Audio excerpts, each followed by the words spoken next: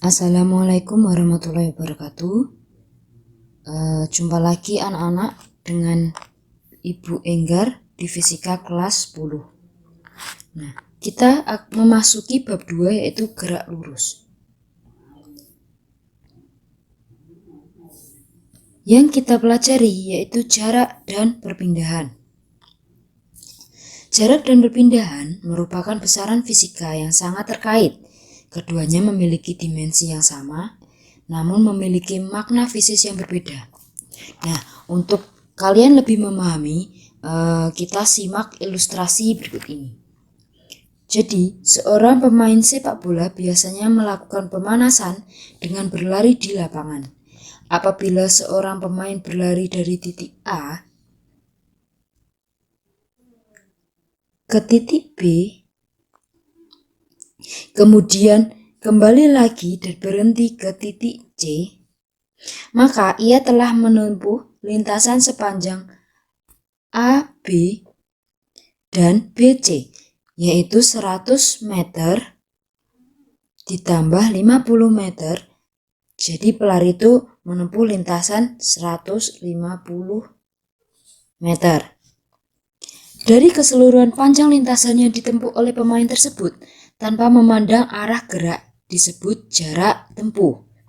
Akan tetapi, jika kita memperhatikan perubahan kedudukan pemain tersebut dari awal gerakan ia berada di titik A dan pada akhir ia berada di titik C. Jadi perubahan kedudukan pemain hanya 50 meter saja. Dapat disimpulkan bahwa jarak adalah panjang lintasan yang ditempuh oleh suatu benda tanpa memperhatikan arah gerak benda, sehingga jarak merupakan besaran skalar.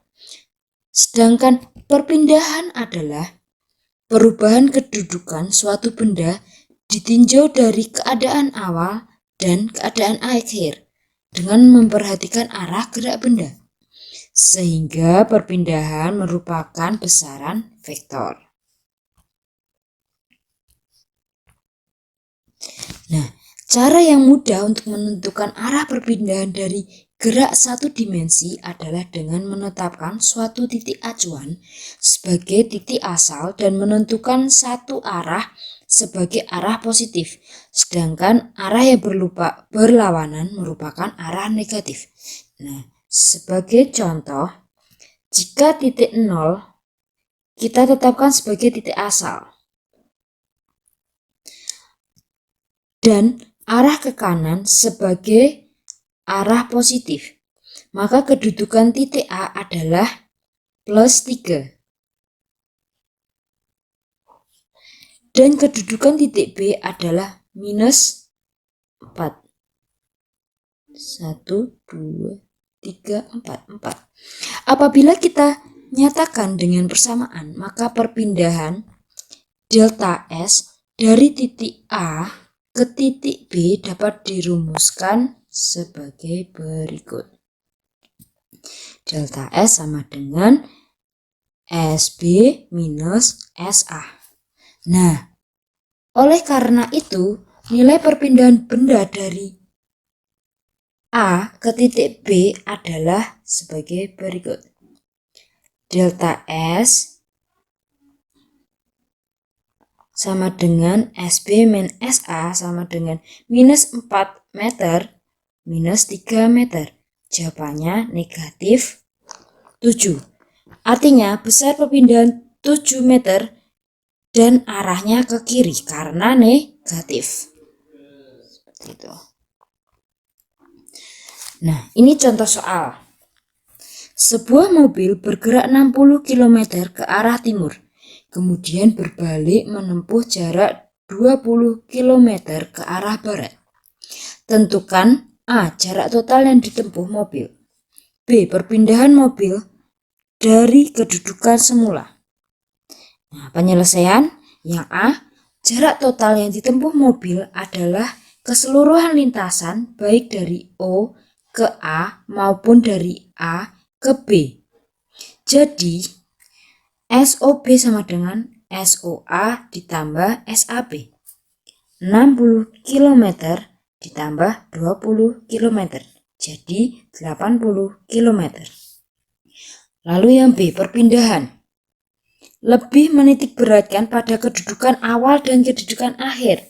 Jadi untuk menghitung perpindahan mobil dari kedudukan semula, rumusnya SOB sama dengan SAOA minus SAB sama dengan 60 km ditambah minus 20 km sama dengan 40 km ke arah timur. Jadi perpindahan itu hanya kedudukan awal dan kedudukan akhir. Jadi ini aja perpindahannya. Ya, kita lanjutkan. Selanjutnya yaitu kelajuan rata-rata dan kecepatan rata-rata. Nah, untuk kelajuan rata-rata itu didefinisikan sebagai jarak yang ditempuh S dibagi waktu yang diperlukan T selama gerakan. Jadi rumusnya V sama dengan S per T. V sama dengan kelajuan rata-rata, S jarak tempuh, T waktu tempuh. Nah, ini arah perpindahan suatu gerakan. Nah, kelajuan sesaat dan ini untuk menghitung kelajuan sesaat dan kecepatan sesaat. Mengetahui kelajuan rata-rata tidak menjamin kita untuk mengetahui kelajuan benda pada saat tertentu dalam perjalanan. Nah, kelajuan pada saat tertentu bisa saja sama dengan kelajuan rata-rata, lebih kecil atau lebih besar daripada kelajuan rata-rata. Anggaplah bahwa kita berada dalam mobil yang bergerak dari keadaan diam dan mencatat waktu saat speedometernya menunjukkan nilai 100 meter, 200 meter, 300 meter, dan seterusnya. Nah, datanya itu sudah tersedia di tabel ini ya. Di tabel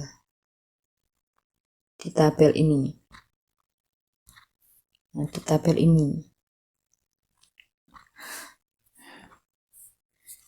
Nah, kita peroleh bahwa garis yang menghubungkan berbagai titik tersebut tidak berupa garis lurus, tetapi berupa kurva terbuka ke atas. Dalam tiap interval waktu yang sama dan berurutan, mobil menempuh jarak yang lebih besar daripada sebelumnya. Dengan kata lain, mobil bergerak semakin lama semakin cepat. Ya. Semakin lama semakin cepat. Nah, walaupun kelajuan mobil berubah, namun pada setiap saat nilainya ditentukan seperti yang ditunjukkan oleh speedometer. Untuk menentukan kelajuan sesaat atau VT, ini pada waktu T tertentu, maka kita gambarkan garis lurus yang menyinggung kurva pada nilai T tersebut. Ini. Kita peroleh VT dari garis singgung dan menggunakan rumus VT sama dengan delta S per delta T. Nah, kelajuan sesaat mobil tersebut pada T40 adalah, ini rumusnya, delta S per delta T sama dengan 100 meter per 40 sekon. Sama dengan 10 meter per sekon. Nah, contoh soal, seorang berjalan lurus 30 meter ke barat dalam waktu 70 sekon. Kemudian 20 meter ke timur dalam waktu 30 sekon. Hitunglah kelajuan rata-rata dan kecepatan rata-rata orang tersebut dalam perjalanan. Nah, penyelesaiannya kita hitung dulu jarak totalnya. Nah, jarak total S1 ditambah S2. 30 meter ditambah 20 meter sama dengan 50 meter. Jarak tempuh T sama dengan T1 plus T2. sama dengan 70 sekon ditambah 30 sekon. Jadi 100 sekon. Nah, kelajuan rata-rata itu rumusnya V sama dengan S per T. Nah, 5 maaf, ini harusnya 50 ya. 50 per 100. 50 didapat dari ini. Hasilnya 0,5. Nah, bila arah ke timur sebagai arah positif, maka arah ke barat adalah negatif. Perpindahan rumusnya S sama dengan S1 plus S2 sama dengan minus 30. Karena arahnya ke barat jadi minus, plus 20, maka hasilnya 10. Tanda minus menunjukkan arah perpindahan adalah ke barat. Nah, untuk kecepatan rata-ratanya rumusnya V sama dengan S per T sama dengan S yang kita dapatkan ini 10 minus 10 per 100. Jawabannya minus 0,1 meter per sekon. Tanda minus menyatakan arah kecepatan ke barat. Lanjut, yaitu percepatan dan perlajuan.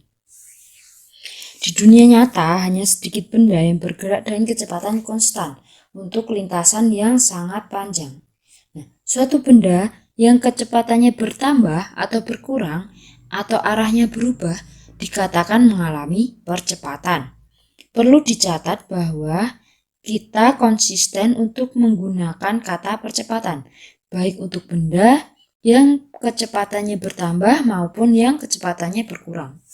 Pada bagian ini hanya dibatasi untuk percepatan yang melibatkan perubahan dalam besar, sedangkan yang melibatkan perubahan dalam arah akan dibahas dalam bab berikutnya.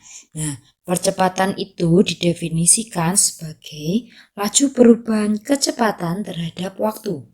Jika kecepatan awal benda V0 dan berubah menjadi V selama interval waktu T, maka percepatan A dirumuskan sebagai berikut.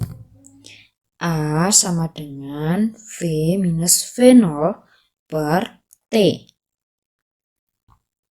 Nah, langsung kita ke contoh soal. Mobil bergerak dengan kecepatan awal 20 meter per sekon. Setelah 10 sekon, kecepatan berubah menjadi 0